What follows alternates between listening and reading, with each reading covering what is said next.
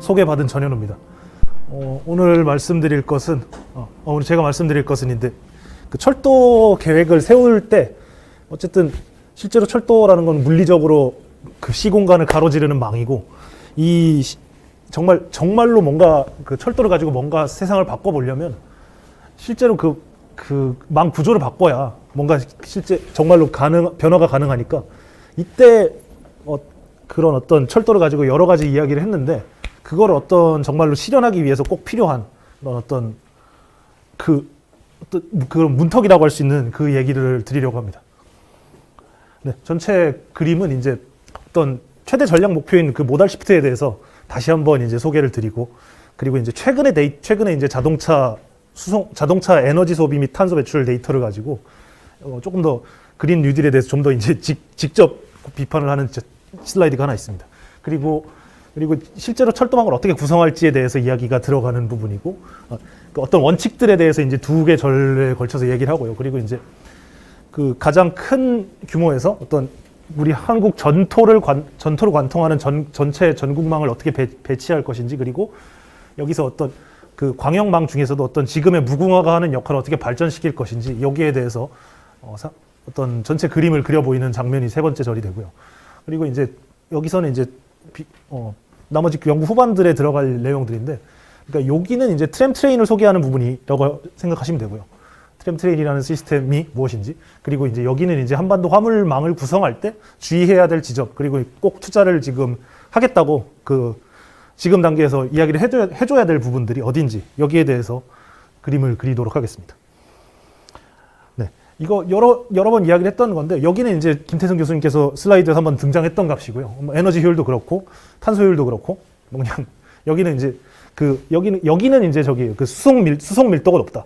그러니까 도로보다 대략 18배 정도 이상의 수송량을 같은 수송량을 공급할 수 있어서 어떤 고밀도 도심을 만들어내는데, 서울 같은 거대 도시의 도심을 만들어내는데 철도가 결정적인 역할을 할 수 있다. 이런 그림들인 거고요. 그러니까 여러 측면에서 효율성을 이야기할 수 있다. 이것입니다.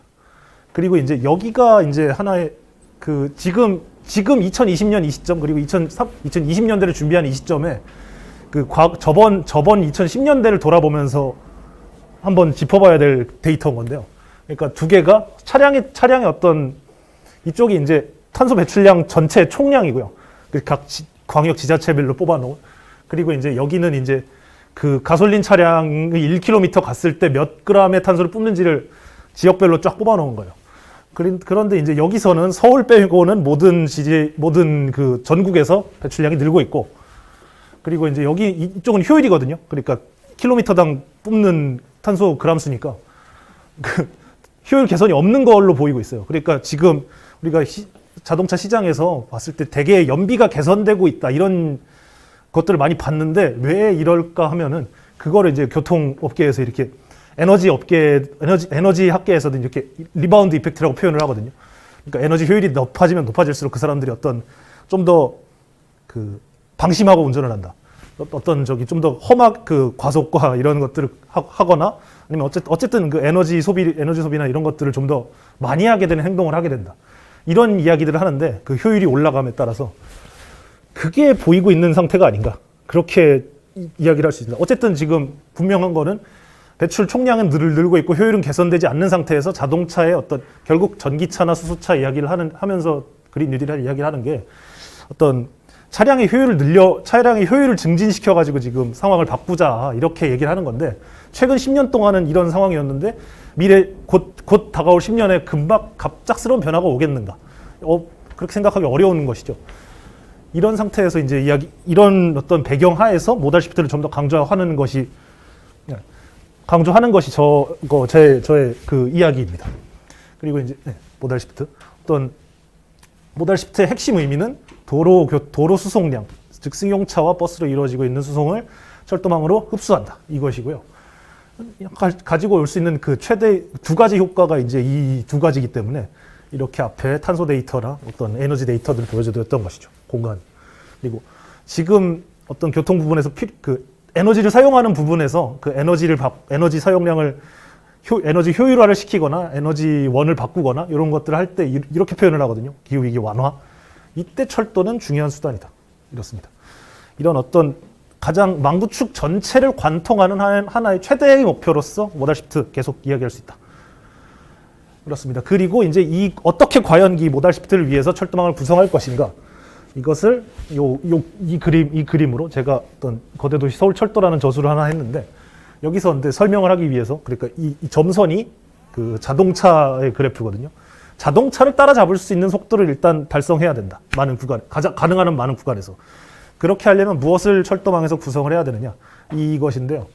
이때 어떤 우리 열차라는 거는 그 역에서 서지 않으면 기능을 할 수 없잖아요. 그래서 이제 역 간 거리를 설정하는 게 중요한데, 그 역 간 거리에 따라서 표정 속도가 변하고, 근데 이제 역 간 거리가 넓어지면수록 이제 어떤 작은 역들에도 다 설 수 있는데 굉장히 느려져서 어떤 접근성은 좋아지지만 승용차에 멀리 갈수록 이제 승용차한테 불리해지는 거고, 반면에 이제 너무 역 간 거리가 멀어지면은 빨리 갈 수는 있는데 접근성이 떨어져서 이제 승용차에게 또 밀리는 사각지대가 넓어지는 거고, 요것들이 이제 체계적으로 이제 샥샥샥샥샥 커버 치기 위해서는 최소한 이제 그 세 개 또는 3 더하기 1층의 어떤 체계적인 망들이 겹겹이 구축이 되어야 된다. 이런 표현을 할 수 있습니다. 그리고 이제 요거는 이제 각각 쪼개서 이야기를 할게요. 그러니까 플러스 1이 이제 광역망을 쪼개는 것 의미이기도 하고, 그 화물 얘기까지도 더 하기 위해서 집어넣은 표시이기도 합니다. 여기서 도시철도망, 그러니까 간단히 말하면 서울 지하철이라고 생각하시면 돼요. 그리고 이제 이것이 좀 더 어떤 공간적 규모는 서울의 지름이 대략 14km 정도 되거든요. 이 정도 지름 안에서는 이제 우리 도시철도에서 흔하게 볼 수 있는 속도인 대략 한 32km 정도의 속도를 내는 열차도 승용차 승부가 가능한 속도가 나옵니다. 그래서 이제 이런 대도시 내부에서는 이제 도시철도망이 역할을 승용차 모달 시프트의 수단으로서 역할을 할 수 있다. 이 말씀이고요. 이것이고요. 그리고 이제 여기서는 거버넌스 이야기가 나오는데, 지방정부가 지금까지 모든 걸 다 계획에서도 사실 다 책임을 지는 걸로 나왔고, 근데 이제 지금 우리에게 필요한 거는 좀 더 이제 전국 철도망과 좀 더 유기적으로 이제 얽혀 있는 그런 망이 지금 필요하다. 그런 말씀드릴 수 있습니다. 그리고 이제 광역망 같은 경우는 어떤 좀 더 넓은 가령 경기도 같은 공간을 생각하시면 될 것 같아요. 경기도 또는 이제 가령 수도권이라면 이제 우리 수도권 제1외곽순환, 2외곽순환 이런 식으로 이제 동심원들이 쭉 형성돼 있잖아요. 그런 동심원들 사이에 연결인데, 이 구간이 사실 승용차가 가장 유리한 구간으로 지금 보이거든요. 그러니까 서울에서 출발하는 교통량 중에 이제 승용차 분담률이 가장 높은 구간들이 이렇게 경기도 지역에 막 분포를 해 있어요. 이런 구간에서 가장 정교하게 이제 열차 계획을 세워서 망 계획을 세워가지고 접근을 해야 되는데, 그때 이제 2가지 정도의 표정 속도를 가진 망을 공급해주면은 어느 정도 커버가 되겠다. 이런 말씀드릴 수 있습니다. 그리고 이제 가령 이제 이거는 이제 많은 시민들, 노동자 여러분께도 이제 익숙한 이름인데, 급행은 요거는 이제 좀 덜 쓰는 말인데, 사실은 요거죠. 경부선 무궁화랑 ITX 청춘, 요런 모델이 가능한 한 많은 철도망에 가능한 한 많은 철도망에서 실현되어서 그 광역 철도망의 어떤 빈틈을 채워줘야 되겠다. 그렇게 말씀드릴 수 있습니다. 그리고 이제 전국망 같은 경우는 이미 상당한 완성도가, 물론 이제 SR이 껴가지고 지금 좀 안 좋은 상황이 됐습니다만은, 아무튼 상당한 완성도를 갖추고 있으나 여전히 사각지대가 몇 군데 있고, 서울에서 출발하는 열차 중에서도요. 그리고 이제 중요한 쟁점이 이제 나중에 한번 나올 텐데요. 요렇게 이제 그래도 여긴 광역시고, 여기 광역시보다 좀 특정시라는 표현을 쓰잖아요. 한 50만 이상의 시들, 이런 도시들을 수도권 경기도계 밖에서 이제 찾아서 뽑아보면 11개 정도가 나오거든요. 권역. 그 사이에 이제 절반 정도가 이제 열차가 연결이 없는 걸로 이제 집계가 돼요. 그래서 그거를 체계적으로 한번 다 짚어보는 게 이제 후반부에 나오고요. 그리고 이제 화물망 같은 경우는 이제 서울 같은 경우 우회가 필요하고, 워낙 광역 철도가 많으니까, 이거 같은 경우는 지금 여기서는 발표를 해서 다루지 않겠습니다. 아무튼 이제 그리고 이제 이거를 어떻게 지금까지 말씀드린 어떤 세계 3 더하기 1층이었던 망을 어떻게 실제로 구축할 것인가, 어떤 원칙에 의해서 더 구축할 것인가, 이거를 제시하는 말들인 건데요. 그러니까 앞에서 잠깐 패턴 시각표라는 건 저기 이거 넘겨가면서 이야기 드리면 될 것 같습니다. 어쨌든 세 개가 지금 쭉 이야기가 된다. 이게 패턴 시각표로의 사례로 한번 등장한 게 이제 여기가 지금 그 스위스 연방철도 측의 시각표인데요. 이게 10분짜리예요, 이게. 아무튼 그 취리 중앙역의 어떤 시각표로 지금 일부를 잘라 놓은 건데, 이렇게 지금 제가 빨간색으로 숫자를 써놓은 것들이 있는데, 여기가 이제 그 스위스 전국으로 퍼져나가는 열차고요.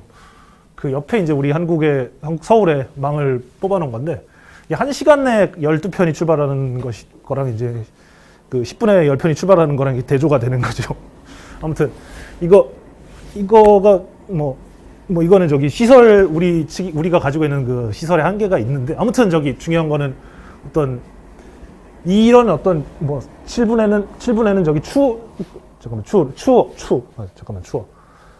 푸어군요. 그리고 8분에는 바젤 이런 식으로 이제 그 출발하는 패턴이 정착되어 있고 매시 이게 반복이 됩니다. 5시부터 22시까지인가 이렇게 반복이 돼요. 그런데 이제 우리 같은 경우는 경부선의 약간의 열차 말고는 이렇게 시간을 몇 시에 출발하는지, 이게 몇 시 몇 분에 정확히 출발하는지 패턴이 없죠. 그러니까 경부선에 부산행이 정시 30분 이렇게 출발하는 거 말고는 지금 패턴이 없는 상태고, 이거를 조금 고속철도조차 안 돼 있는데 다른 종류의 철도는 어떻게 했는가, 그런 상황입니다.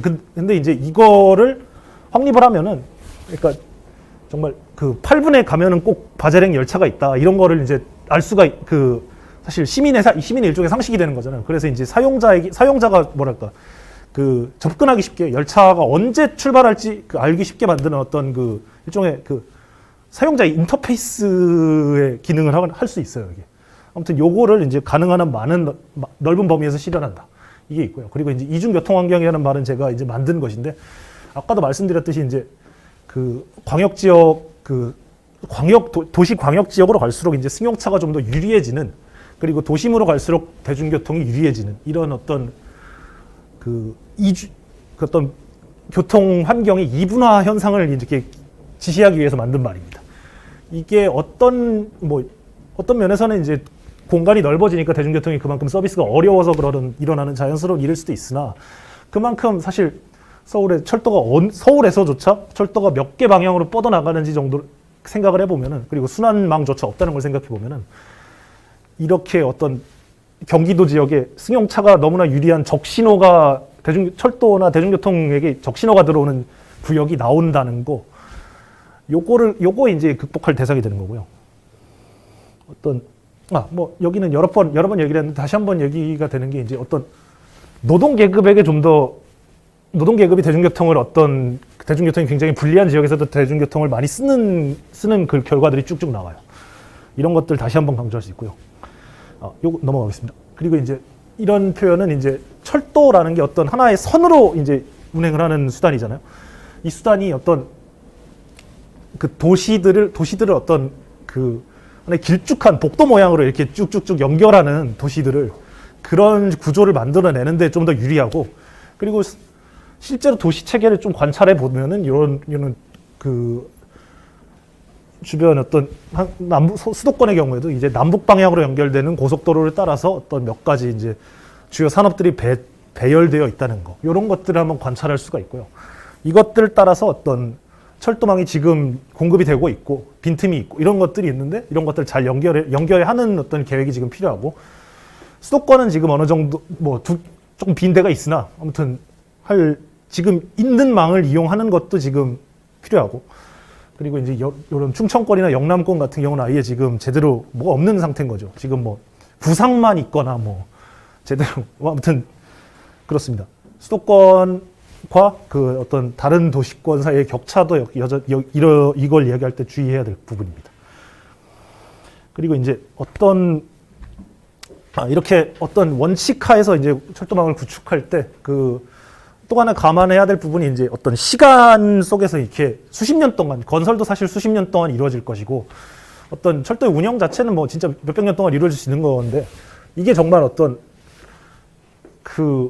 여러 정말 어떤 철도망이라는 게 그 물리적인 힘도 있을 것이고 그 어떤 사회적인 힘도 있을 것이고 이런 것들이 여러 힘들이 균형을 이루어야 정말 그 미래에도 그리고 번창을 해나갈 수 있을 것인데 어떤 균형을 이루어야 될 것인데 이거를 위해 필요한 조건들이 무엇일까 이런 걸 한번 생각을 해봤어요. 그리고 이제 이거를 활용해서 그 몇 가지 점수를 만들어 봤어요. 그리고 이제 이런 점수 그러니까 어떤 노선망이 있으면은 그 노선망을 어떤 노선망부터 이제 투자를 해볼 수 있을까 이런 것이 이제 기존의 어떤 철도망 구축 계획이든 철도 산업 발전 기본 계획이든 그런 어떤 철도망 얘기를 하는 공식 계획에서는 시도되지 않았던 것이고요.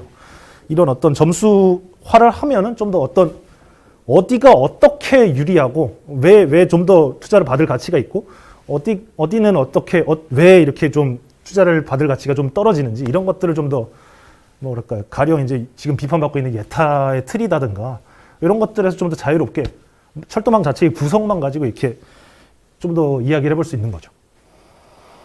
일단 여기서 이제 6가지 종류의 값들을 뽑았는데 그 중에 하나는 이제 요구의 지속성입니다. 요거는 이제 사람들 그 지역 사회에 익숙한 노선이어서 그 사람들이 계속해서 요구해 왔고 그래서 이제 지지를 받기 쉬운 그런 것들을 이야기한 거고요. 뭐 실제로 점수를 각 노선마다 매겼기 때문에 이렇게 그때 참조하라고 이런 것들은 정리해서 부록에 실릴 예정입니다.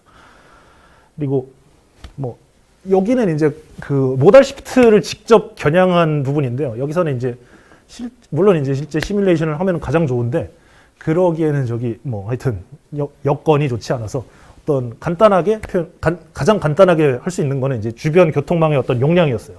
그러니까 8차선인 이렇게 되는데 그 기후 변화 상황에서 필요한 것은 그 철도 쪽에서 모달 시프트라면은 도로 수송량은 줄어들어야 되지 않겠어요? 그 줄어들어야 될 수송량이 어디에 많이 분포하는지 이걸 보여주는 어떤 그 프록시가 고속도로망의 어떤 규모인 것이고 고속도로망이 클수록 좀 더 많은 점수를 준다. 이런 것이죠. 그러니까 병주하는 고속도로망이 클수록. 그리고 여기는 뭐 철도망 자체가 필요한 열차가 충분히 다니지 못하면은 당연히 이제 철도망이 늘어야 되는 이복선이 그 복선으로 열차 여기 바로 경부선 여기 용산인데 경부선 KTX 다니는 경부 1선도 열차를 제대로 충분히 못 다니잖아요 지금. 그런 데처럼 이제 철도가 어디가 더 필요한지 투자가 지금 현재 수요를 실현하기 위해서 투자가 필요한 부분 여기랑 그리고 이제 미래 계획에서도 이제 패턴 다이어를 충분히 실현하려면 필요한 부분 이런 것들이 이제 체크를 하는 지점이 됩니다. 그리고 여기는 이제 특별히 여기는 더 점수 체계들을 보여드릴 게 개별 노선별로 평가를 해가지고 그 표를 안 실어놓은 거고요. 아무튼 대륙 철도망을 하려면은 서울 같은 데를 우회해야 되고 가령 대구 같은 데도 이제 부산발 화물이 대구 시내로 들어오는 것보다는 좀 외곽으로 돌아가는 게 나으니까 이제 그때 좀 더 평가를 잘 하자 이런 종류의 얘기가 들어가 있고요. 여기는 이제 어떤 급행열차 공급을 더 많이 하면 좋다. 그리고 이제 기왕이면 가령 급행만 다니는 가령 경강선 이런 데에도 이제 좀 더 무궁화급의 150km 이상의 열차를 투입할 수 있으면 좀 더 점수를 주자. 이런 종류의 얘기입니다, 이번에. 그리고 여기는 이제 어떤 전체 도시 체계를 봤을 때 또는 가령 어떤 중요한 신도시 또는 혁신도시 아니면 세종시 이런 어떤 전략적인 개발의 어떤 주변 지역을 변화시키기 위해서 꼽아놓은 신도시들 이런 것들이 철도가 사실 없는 상황이거든요. 요 그림이 실어놓은 게 그 혁신도시 중에 이제 철도가 없는 지점들이 빨간 점이고요. 철도가 있는 데가 여기 김천 하나 딱 있어요. 화질이 조금 안 좋네요. 아무튼 그 혁신도시가 혁신도시 및 기업도시, 세종시 이런 것들이 이제 노무현 정부 시절 이후에 이제 10여 개 정도 지정이 됐는데, 그리고 이걸 통해서 이제 어떤 지역 균형 개발을 위해서 하자고 했는데, 여기 철도가 사실상 없는 식으로 들어가니까 굉장히 어떤, 그때는 철도가 정말 인기가 없었다고는 하지만, 지금 와서 보면 정말 안타깝게 짝이 없는 거죠. 아무튼 이런 상황을 지금 넘어서야 되는 게 지금 현재의 과제인 거죠. 그렇습니다. 그리고 이제 그 연구의 실릴 지도의 초안입니다, 지금 이것은. 그리고 이제 여기는 이쪽이 전국 전체고요. 이쪽이 이제 수도권 확대를 한 것입니다. 수도권에 망이 많아서 그리고 서울에 이제 그 복선으로 꼽히는 그 이복선을 위해서 꼽히는 노선들이 많아가지고 이제 확대를 한 거고요. 그리고 이제 노선들의 색깔로 이제 표시를 한 건데 전체 점수를 합산했을 때 이제 그렇게 그 요소가 6개인데 사실 또 서로 모순되는 부분도 있고 이래가지고 한 4점 정도가 나오면 만점이 그 최대더라고요. 그리고 이제 3점 이상 나오면 정말 좋은 망이고 2점 이상 나오면 이제 이게 그러니까 전체 등장한 그 철도 노선의 연장이 3,464km고 그 가운데 3점 이상이 525, 2점 이상 받은 노선이 1,897km 이렇게 구성이 됩니다. 그리고 뭐 그 이하는 물론 1점 이하인 거죠. 그러니까 그리고 이 가운데 수도권에 1,000km 정도의 망이 분포하는데 비수도권에 2,400km 정도 망도 있다는 거, 뭐 이 정도 언급할 수 있고요. 아무튼 이런 세부 사항들이 이제 일단은 그 본문에 이렇게 이 정도로 실릴 거고요. 그리고 이제 여기에 실제 각 노선별로 제가 왜 이렇게 평가했는지에 대한 명세표들이 있는데 요거는 이제 보고서 부록으로 이제 실릴 예정입니다. 이런 것들이 뭐 필요하신 분이 있다면 이제 말씀을 주시면 될 것 같고요. 그리고 이제 약간의 이제 제한 사항들은 이제 뭐 3점이나 2점 이상 정도가 되면 이제 한 2020년대 개통을 시도하고 뭐 좀 2030년대, 40년대 정도 같은 경우는 어떤 1점 이상 뭐 아무튼 어떤 그 보도라인을 만들어 가지고 한 10년 정도 단위를 둬서 어떤 투자 계획을 제안하자 뭐 그 정도로 이제 이 점수를 사용할 수 있을 것 같아요. 그러니까 이 점수가 지금 망 계획이 없어서 사실 철도망 계획이 뭐랄까 각 지방에서 뭔가 정말 자기들이 이제 이런 표현 쓰기도 좀 그렇지만 아무튼 저기 우는 아이 떡 하나 더 주는 그런 식으로 이제 사업이 흘러갔단 말이죠. 이런 점수들, 이런 것들을 좀 더 명확하게 함으로써 이런 어떤 뭐 철도망을 둘러싼 어떤 갈등의 요소들도 좀 줄이는데 기여할 수 있지 않을까 싶습니다. 그리고 이제 이런 것들을 해서 뭐 망을 구축한 상황에서 그래서 실제로 그 망을 구축해 놓았을 때 열차가 어떻게 다닐 건가 이 얘기를 이제 쭉 드릴 건데요. 지금 일단 현상을 진단드리면 이렇습니다. 이게 아무튼 결론이 이래요. 서울 쪽도 안 좋아요.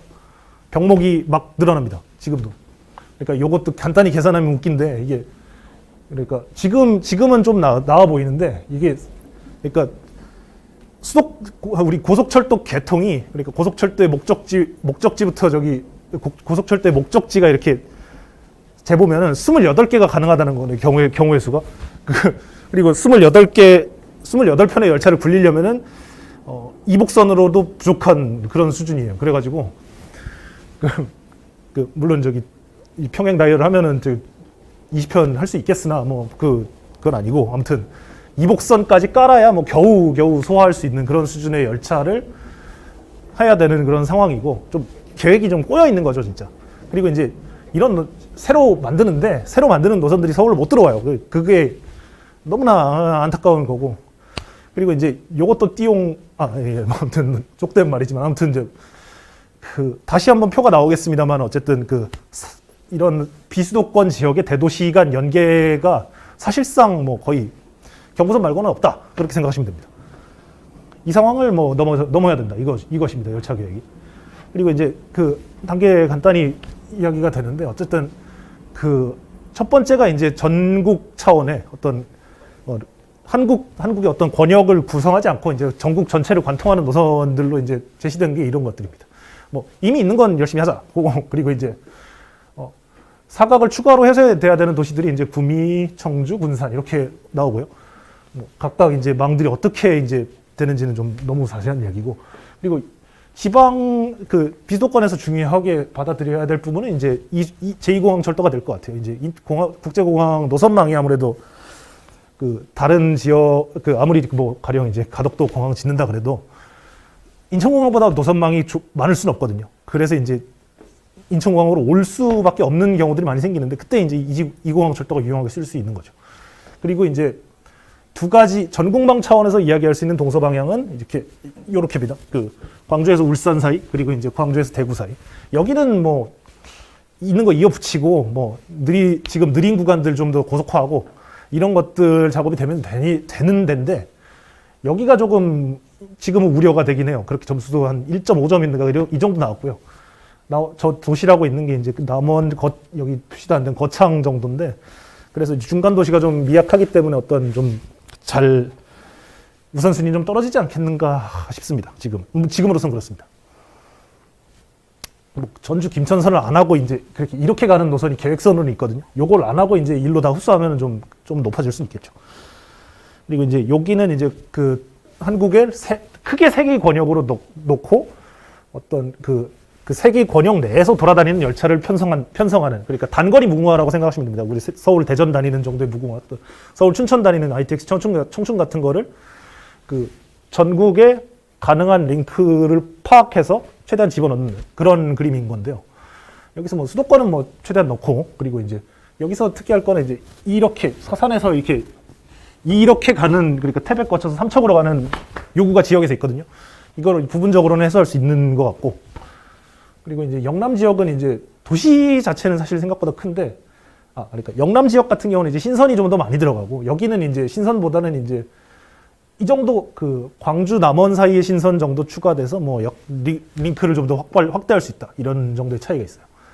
그리고 이제 여기서 뭐 특기사항들은 뭐 이제 중규모 도시들의 어떤 도심 접근선을 확보하면은 어떤 좀 더 나은 그 광역망 구성이 가능한데, 뭐 지금으로서는 평가 점수가 좀 낮아서 어떻게 더 잘 해야 되는지 지금 고민하고 있는 상태입니다. 그리고 이제 그 각 대도시들의 어떤 망 구조가 좀 요상한 데들이 있어서 어떻게 이것도 극복해야 되는지 이것도 좀 생각하고 있는 상태입니다.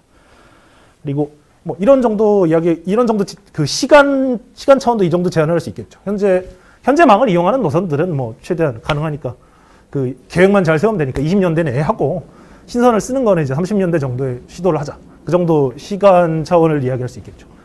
그리고 이제 뭐 열차 운행량도 이제 계산할 수 있고, 그리고 이제 이건 하나의 예시인데요. 어떤 그 가장 이상한 그 대도시망 중에 가장 요상한, 사용자 입장에서 정말 이용하다가 열이 받는 그런 망이 여기 광주 지역이라 가지고, 그리고 그래서 요구도 많아요. 그래서 요구를 한 방에 이제 그 정리할 수 있는 어떤 대안이 있을까를 하나의 어떤 부록이나 이런 형태로 넣을 것을 고민하고 있습니다.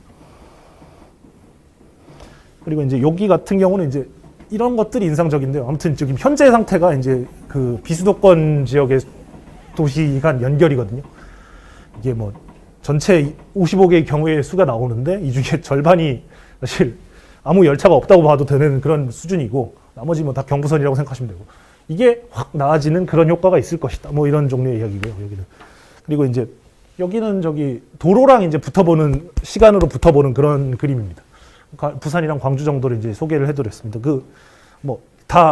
어쨌든 뭐 그럴듯한 값을 만들어 놓긴 했는데, 어디까지 실릴지는 좀 더 논의를 하고 있는 상태입니다. 그리고 이제 여기까지가 이제 그 좀 더 한국 전체를 보는 그런 망이었다면, 여기는 이제 좀 더 규모가 조금 좁혀가지고 어떤 도시권 내부에 대해서 이제 쭉 얘기를 하는 부분입니다. 그리고 이제 꼭 이제 이번 계획에서 꼭 들어가고 가능한 한 많은 사례가 실현됐으면 하는 것이 이제 트램트레인 이야기입니다.